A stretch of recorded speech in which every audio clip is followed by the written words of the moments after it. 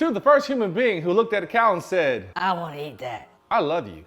Because you discovered one of my favorite things to eat. And therefore today's episode of Poor Choices is dedicated to you, the hamburger discoverer. And also I want to give a shout out to Face Jam's Trucked Up, cooking competition on roosterteeth.com. They had me on as a contestant and it was a lot of fun. And that just premiered this week on roosterteeth.com, as well as the first episode I believe is up on YouTube, so check that out. And lucky enough, the first episode was the Wendy's Pretzel Pub Burger with beer cheese sauce, bacon, onion crisp, all that goodness. And I decided that I wanted to do it my way, which just means I'm drunk. I couldn't be drunk on the show. It was a whole legal thing, so let's get to it. Now I know, next week is Thanksgiving and you're sitting here panicking like, what the fuck, John? I need to learn how to make mashed potatoes. Please, help! There's always Christmas. Starting out, I wanna make our smoky honey mustard sauce. It's one of the ingredients that is on said Wendy's Pretzel Pub Burger. So let's get started. I've got my bowl here. I'm gonna start out with 4 tablespoons of Dijon mustard. Anytime a recipe has Dijon mustard in it, I am pretty much already sold. We have got that, and you know what? Terrible idea to start with the saucy things first. I should have did my seasonings first because now all my seasonings will stick to this as well as my sauces get contaminated with the other things. So give me 1 second. I'm gonna wash this off and then do this like a goddamn adult. For those of you tuning in for the first time, you've never watched Poor Choices, this is just where I get drunk and yell at an image of myself. It's a lot of fun. But if you're looking for a real home chef, it's somewhere in the suggested videos on the side here. But it's not here. When it comes to like your things like your mayo, your mustards and stuff, it doesn't have to be exactly skimmed off even because you're gonna still make adjustments. And some of you who have never made a honey mustard are like, what? Isn't it just mustard and honey? No, it's a lot more. All right, so that's 4 tablespoons of mayo. We're gonna do about 2 tablespoons of just some regular ketchup. I'm gonna eyeball this. That feels like 1. That feels like 2. 2 tablespoons of just some honey. 1,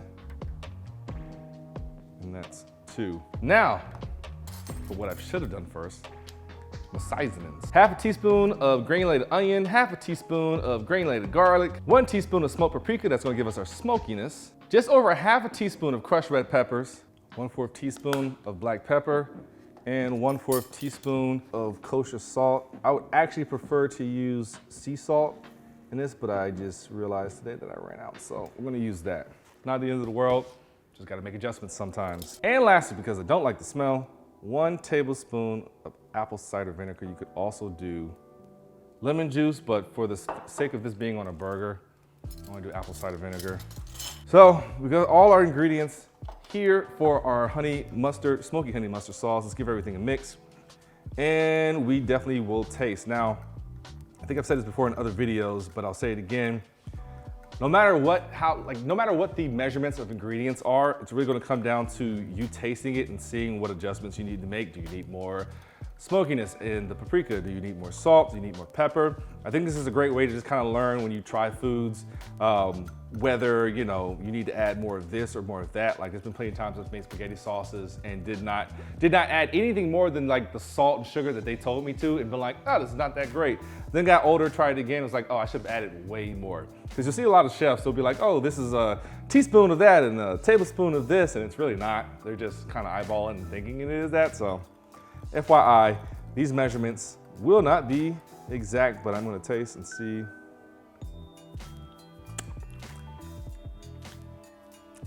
That's awesome. That's gonna be great on a burger. No adjustments needed here. Let's set our sauce aside and let's get started on our onions. All right, for our onion crisp, and not to be confused with onion rings, because if Jordan is watching you make your food, he's going to give it a pathetic and not an aesthetic because you didn't follow the rules. I learned that quite a bit in the show. Thanks, Jordan. Anyways, I've got this yellow onion here, any size works. And all we're gonna do is just cut it in half. I'm gonna use this half. This half looks a lot prettier.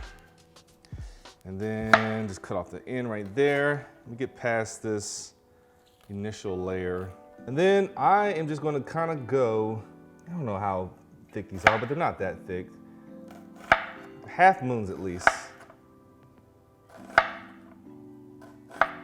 You want onion crisp of all varying sizes, and you're definitely going to find yourself probably doing like me and snacking on them. So Might as well use the entire onion. And then what I want to do is just break these up real quick into just as a container, just so they can kind of live independently, because these are going to get a buttermilk bath for about 15 to 30 minutes. I wouldn't go any more than 30. And then these are really simple. We're just going to take them out of our buttermilk bath into our seasoned flour, and then that'll be our onion crisps. As far as the amount of buttermilk, just enough to cover it. And listen, I haven't tried this yet, but I bet it'll be good. But if you were to do something with your buttermilk and maybe put like some hot sauce in it, some seasonings, I bet that would be phenomenal. But for the time being, we are just going to cover this up. Actually, this might take this entire thing. This was 1 quart of buttermilk, which I think was just the right amount. So I'm gonna let that hang out for 15 to 30 minutes. And it's the perfect time because now we can get started on our cheese sauce, which I really have been looking forward to because I am ready to drink some more beer, just this time on camera. All right, for our cheese sauce to come together, we're gonna get a few things prepped up. We're gonna take an 8-ounce block of sharp cheddar cheese and about 4 ounces of gruyere cheese. You could use all sharp cheddar if you want to, but I like to mix up the cheeses. Feel free to do pepper jack, Gouda, whatever to your heart's content. It is your cheese sauce. And honestly, while it is a lot easier to use the pre-shredded bag stuff, you don't want to use that. It's not the end of the world if you use it. It's just, it's not going to melt as well as if you shred it yourself. The stuff in the bag has this anti-caking agent that just keeps it from sticking together, but it also prevents it from melting the way that we want it to into our sauce. So not the end of the world if that's what you have, but I always say go as fresh as possible. So get these grated up, and then we're going to move on to the sauce time. All right, and now it is time for our beer cheese sauce. Now there are a lot of ways to do this, a lot of orders you can do it. I'm just putting this over, not medium high, not medium, somewhere in between. Medium and medium high, we'll call it that. But what I want to start out with is the traditional makings of a bechamel sauce, but maybe a little out of order. So I've got some butter here, 3 tablespoons to be exact. Let's not cook our wrapper in there, although we'll make that delicious too if we have to. We're gonna let that get nice and melty. And while we do that, I am using a Mexican lager today just because that's just what I had available. You can use ales, you can use any type of light beer. When I say light, I mean actual like light colored. I wouldn't go like Miller Lite or Bud Light, but you know, your ales, your even IPA if you want to. If you go dark, like stouts and stuff, you can start introducing bitterness into it. So while that may be your favorite beer, stick with the lighter colored ones like I'm doing today. So our butter, actually we can bring the temperature down just a little bit. I don't want to burn the butter. And I've got 3 tablespoons of all-purpose flour that I'm gonna put in here. I'm gonna whisk this together. We're gonna start building our roux. This is gonna help us thicken our cheese sauce. So we wanna whisk this until the flour begins to cook off. We wanna get that raw flour smell as well as taste off. And it'll start to kind of turn pasty. And that's when you'll know you're ready for the next step. Now normally, and we're actually looking really good here. This took maybe like 45 seconds. Normally, I would then add my liquids such as like a milk or a half and half or a heavy cream, which is what I'm using today. I'm actually gonna add half a can of beer. So this will be like 6 ounces of beer in first, just because I wanna kind of intensify that beer flavor. And we're only gonna let this cook just for a little bit first before we add in our milk. As you can see, that beer is already cooked into our roux really well. Now, we can add this, our heavy whipping cream, and again, milk, half and half. What I'm using, heavy whipping cream. This is 16 ounces. We're gonna use a cup of this to start with. We may need a little bit more. And ideally, what you wanna do is pour that in a little bit at a time and kind of let it thicken up. But I'm moving a little bit fast today, so pardon my missteps. But that's getting pretty thick. So let's go ahead and start adding a few other things. I've got some Dijon mustard here. I'm gonna add about a tablespoon's worth in here. Mustard in any type of cheese sauce just enhances the cheese flavor. So anytime I'm cooking like mac and cheese and stuff, I'll usually use either like mustard powder or actual mustard, Dijon mustard if I want to be fancy. But now that we've got that in there, we can start adding our cheese. Again, we hand grated this. We did 8 ounces of sharp cheddar and 4 ounces of Gruyere cheese. Add a little bit more of our cheese in. Now our cheese we definitely want to add in a little bit at a time, let it melt, then add a little bit more, because ultimately what we're gonna have to do is add a little bit more of our heavy cream in.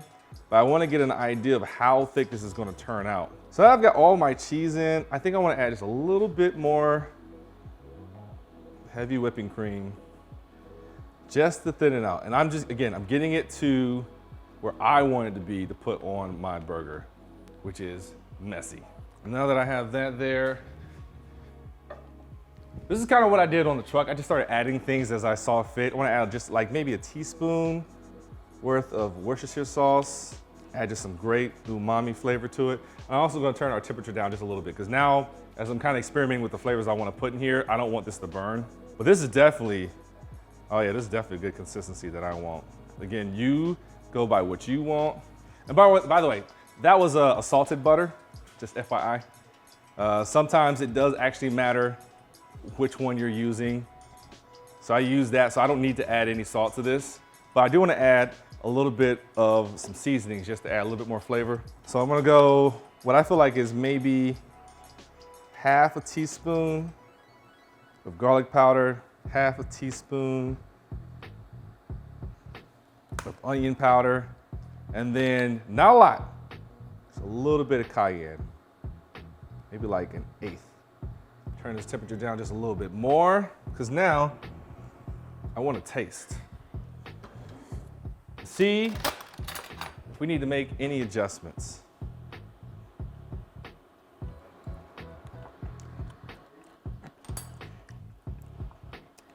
That's a good cheese sauce right there.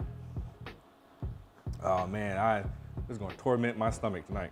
All right, let's go ahead and take this off the heat. And what I wanna do right now, just clear this out. I believe our onions have been marinating in the buttermilk long enough.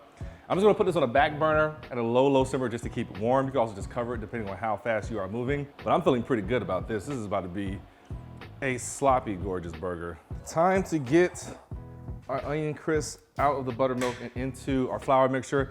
I've got about 2 cups of all-purpose flour here. And to it, I'm going to add, let's see, if I had to guess the measurement. So I was gonna do palmfuls, but I wanna give you all at least an idea.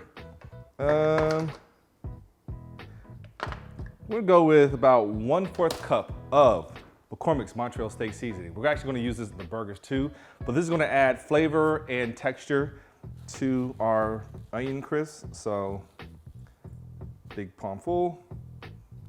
And, whoop, that was a lot. We're not gonna add all that. I mean, we could, but we'll just call that 1/4 cup. Excuse me while I go put this back in this container. And that is the importance of always washing your hands and keeping them clean, because God forbid I had them covered in other stuff. So let's mix that flour up. Usually people would taste their flour, but I'm not today, because I just don't want that taste in my mouth. It's not pleasant, but it'll definitely give you an idea of what you are about to bread is going to taste like. So that is mixed up. We'll do the whole wet hand, dry hand thing. I'm only gonna do like half these onions for right now. I'll do the rest later on off camera. So we're gonna get the onions out, shake off the excess. And of course, these are all the big ones. That's gonna be fun. And we're gonna drop it in. We'll do one more. We'll do like half the onions for right now. And drop that in. I like to just give this just a preliminary mix like that before I get my dry hand on, just to see what I can coat before I go in. And then we're just going to get them nice and coated. On the truck, we actually had a batter that I think was pre-made. Armando was actually on the onion crisp, and he was going to be here today, but he is a busy man. He's got a lot of work to do. But they already had like a pre-made batter, so I don't actually know what was in it. But I've made onion crisp before, and I just like this recipe. So if you see a difference between this and the actual episode, that's pretty much what it is. So what I want to do now is just let these hang out, because what's going to happen is they're going to kind of like hydrate in the flour, and it's just, the flavor is going to come together better. I'm going to move this to the side, and now we're going to make our burger mix, and we're finally coming together. Oh, I can't wait. All right, it is time to put together our burger, and this is, if I had a secret burger recipe, this is pretty much it. This is my go-to for cookouts, for any type of burger that I'm making, just for family and friends. And so here you go. The secret is out. I'm using 2 types of beef. I've got some regular ground beef that is 80-20. Fat is flavor, so don't go lean and get all the 90-10 and stuff. You want that fat in there. But I'm also using a pound of what I'm going to say probably wrong, Wagyu or Wagyu beef. The fat in Wagyu or Wagyu beef has its own flavor profile that is different from just regular ground beef. And I like to mix those 2 up. Again, 80-20, if you don't have access to this was 10 bucks. I don't even know if it's full Wagyu, but it tastes good last time I used it. So I'm gonna mix it together, giving me ultimately 2 pounds of meat because I'm making some big ass burgers today. And in the past, I have been what I would call tricked by, the meats labeled as, Kobe beef and everything like that, because you hear that in steak restaurants and it's supposed to be the expensive good stuff. But most of the time they're too lean to really carry any flavor as far as a burger goes. So I buy things based on fat content today. Our meat is in there, in our bowl. We're just gonna add a few little seasonings to it. Let me wash my hands because it is covered in goo. All right, wash my hands only to put it right back into the meat. I love my efficiency. And I think I'm up to 4 people now who always ask in videos why didn't they see me washing my hands, because why would I show that? That'd be 20 minutes of the video is me washing my hands. So we got our meat in there. Again, McCormick's Montreal steak seasoning, going with palmfuls, 2 palmfuls to be exact. But this time we're not gonna spill all of it in my hand like an ass. And Worcestershire sauce, W sauce, however it's called. Great umami flavor. If you have someone who's allergic to fish, don't put it in there because there's anchovies in W sauce, by the way. But I'm sure you've heard this many times, do not overwork your burger meat, especially if you're doing this combination that I did, because it's already kind of on the worked inside. It's squishy. And you don't want to break it down too much because then the meat just starts to kind of do weird things when you're cooking it, i.e. like falling apart and stuff. So I'm going to try my best, mainly just to get the seasonings distributed evenly. That was fun to say. And we are doing this smash burger style. Now I got points subtracted from me because I did not make Wendy's square patties. So in light of that, Jordan, I'm still not making square patties. I'm gonna do it my way. But I just want to point out that if you find yourself on Trucked Up Season 2 having to make Wendy's burgers, you should make square patties. Sure, it might have been written on the instructions. I didn't really read the instructions for that first challenge. Our meat is good there. I may weigh those out and measure it. I don't know yet. But that's good to go. Simultaneously, it is almost time to get ready to drop our onion crisp in, but we gotta get our bacon going because we're gonna use that bacon grease that's left on our griddle to cook our burgers on. And if you don't have a griddle, it's totally fine. Do this in a cast iron. Just leave a little bit of that bacon grease behind. I'm just using a griddle because it's easier to showcase what I'm doing. But for the most part, wash my hands one more time, and then we get to put our burger together. Whew, this show is really hard to do alone. That's why we have a Patreon, because maybe one day I can hire my friends to do all the camera stuff for me full time. Until then, it's just down in the description. $1 a month is always asked for, just to help at least pay for these meals. So I did portion out my burgers into 1/3 pounders because I'm just a fat glutton, and it's gonna be delicious. Now what I wanna do is get our bacon on, because each pub sandwich is supposed to have 3 pieces of bacon on it. Now, I don't know if Wendy's actually does that, and I'm not accusing them of anything. I'm just saying that's what they say. So onto my griddle, which is at 450 degrees. Listen, cooking bacon, nothing new here. Apparently, griddle's not even on. I think I broke something. God damn it. All right, something fun I just learned. I cannot operate my deep fryer and my grill at the exact same time on this island. Damn it. So I'm just gonna go ahead and knock out the onion crisps, and I'll just walk you through the process real quick because it's kind of getting limited here on real estate. I have got my canola oil heated up to 375. You can do this in a Dutch oven, a pot, just fill it with enough oil and get it to a consistent temperature. If you are using a deep fryer, what I'm doing is I'm keeping my basket already down in the oil because I don't want this to stick to the bottom of the basket. I want to say that was some of the problems we had on this challenge, if I remember correctly, which I don't because I'm already on my IPA. But that's just the way that I'm doing it. And then, I don't know, I'm gonna check it, maybe 5 minutes, it'll be done. I'm really just looking for it to be golden brown because they're just onions, so it's not like we're cooking meat. And then I'm gonna take it out. I have a cooling rack right here, which you may or may not see. It's over a paper towel, and I'm doing that versus just doing like a bunch of paper towels on a plate because I wanna keep our crispiness that we worked really hard to get. So if you put it on just directly onto paper towels, they'll start to steam and get soggy versus just a cooling rack like this, which you can get off of Amazon for like $3-5. Over just a paper towel, you will preserve your crispiness to its end of days. So let's go ahead and get these. We're gonna shake off the excess flour, if there is any. And this is like hydrated really nicely, so letting them kind of wait was really good. In the oil they go.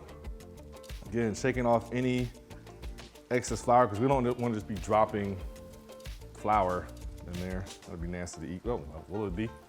I don't know. And we don't want to crowd the basket, so I think one more handful of these and then I'll wait to do another round because even once this burger is done, I am going to be destroying these. Got some room right there. All right, so 5 minutes, give or take. Could be faster, could be slower, but you're just looking for that classic crispy onion look. Think of onion rings, think of onion crisp. So yeah, we'll be right back. All right, we did all our batches, which just came out to 2. And this is just the color that we're looking for. Finishing up the last of my bacon. You all have seen bacon get cooked before. The main thing is getting it to a good crisp level. Let's go ahead and take one of our burgers. It's going straight down on it. And we're going to press so that we create maximum surface area on contact with the griddle. And now I'm just gonna leave that there because that is a weighted bacon press. And if you don't have that, you can use just a weighted spatula like I have here. And while that's going, I want to take our pretzel bun that we have here, and I want to throw just a little bit of mayonnaise on it, not for flavor. Again, I'm not the biggest mayonnaise person in the world, but I understand what mayonnaise does. But what this is gonna do is when we toast these, it's gonna allow for it to get nice and brown. The hope is I should be able to lift this up, and if it's cooking good enough, it'll release, which that's fine. I want to get some of that grease off there. That's all that Wagyu fat right there. That's definitely for sure. And again, if it's in a good enough place, it should have a crust on it, and it should just release up well. I know when we were on that truck, yeah, you know, we could do better on the next one. Not as much crust as I wanted, but we can still get some more on this other side. In the meantime, let's go ahead on that side and throw our slice of Munster cheese. I hope I'm saying that correctly, because I want to allow that to start melting. And that slice was so thin, I think I'm gonna put a second one. I'm gonna check on the burgers here. We're gonna try to find a hot spot on this griddle. So the only downside to it is when it starts getting stuff on it, it gets cold spots, so you have to find places where things haven't been. And again, as I was saying earlier, that was the benefit of being on that food truck. That thing was hot. Oh, this is starting to toast really good. That's what we're looking for right there. Again, we just had to get it to a cooler side, or a side that hasn't been touched yet. Now comes the fun part of building this burger.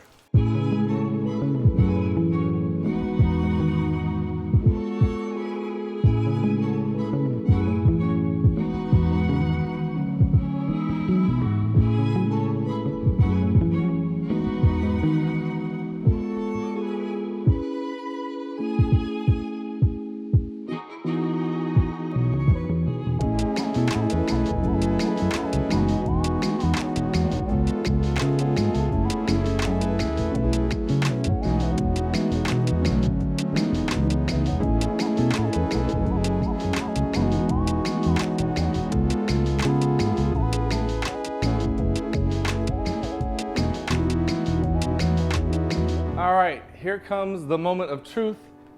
Is it a treat or a trucked up eat, as they say? And I'll be honest with you, since day one, I've been like, why did I launch this show as a get drunk and cook show? I mean, I know why, because that's actually what I usually do on Fridays, which is a lot of fun. But man, do I look like an ass every single week. So let's go ahead and cut into this I'm only doing it because they did it. I would just take a Scooby-Doo bite if it was up to me. We'll make sure our meat is cooked. And guess what? It definitely is. And now to take a bite and be in heaven because it smells amazing.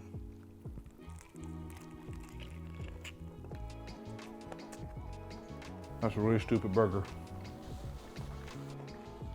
Listen, Wendy's, if you pay to be a sponsor, I'll delete what I'm about to say. I know y'all not making it that good. I know you're not. I know that 22-year-old on that griddle right now is not putting the effort in that I just did. And they're probably drunk too. No, that's phenomenal. That's really, really good. Everything comes together nicely. I love the crunch of the onion crisp. I love the smash burger aspect. I mean, listen, you can do square patties if you want to, but that smash burger is the way to go.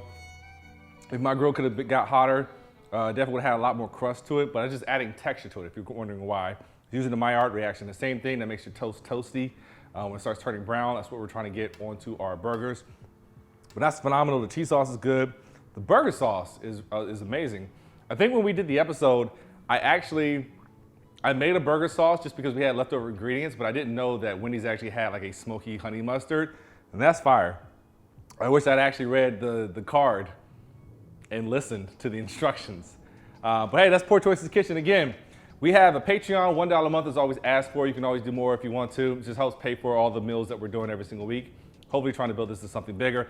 And Trucked Up is already premiering right now on roosterteeth.com. It is still early in the evening, so I am going to make more burgers for my homies who are sitting here. And that's it. We'll see you here next week. Peace.